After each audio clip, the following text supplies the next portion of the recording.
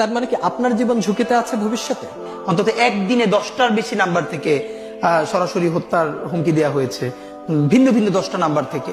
সেই 10টা নাম্বার সহ শাহবাগ থানায় জিডি করেছি, এরপর থেকে আর এর কোনো ইমপ্রুভমেন্ট পাই নাই। তো এটা আপনারা আবার অনেকে মিডিয়া বলবে যে তাহলে আপনি জিডি করেন নাই কেন, এই জন্য করে রাখা। কিন্তু এই জিডি বা কোনো কিছু আমাদেরকে সুরক্ষা দেবে সেটা আমরা মনে করি না। এবং এই জন্য আমি বলেছি আজকে যদি আমাকে হত্যা করা হয়, যে কোনো মুহূর্তে করা হতে পারে। আমি আমার বন্ধুদেরকে ইনকিলাব কালচারাল সেন্টারে সেদিনকে আমরা সবাই বসে বলেছি যে আল্লাহ যদি আমাকে আগে নিয়ে যায় তারপর তোমাদের করণীয় কি।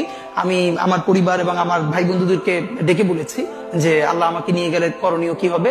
বরং আমি আমার পরিবারকে বলেছি যে আমার সন্তানের এখন বয়স 7 মাস, আল্লাহ আমাকে নিয়ে গেলে ওকে যেন ওভাবে প্রস্তুত করা হয় যে এই দখলদারিত্বের বিরুদ্ধে লড়তে হবে।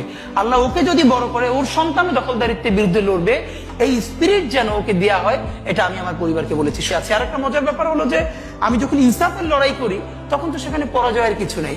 আমি বেঁচে থাকলে আমি গাজী হিসেবে লড়বো, আমি মরে গেলে শহীদ হয়ে আল্লাহর কাছে চলে যাব। আর আমাদের এই লড়াই তো হার জিতের কিছু, আমরা জিতের উপরেই আছি। আমাদের জীবন বেঁচে থাকলেও জিত, আমাদের জীবন চলে গেলেও জিত। আপনার একটু হারানোর কিছু ছিল না, সুতরাং লড়াই।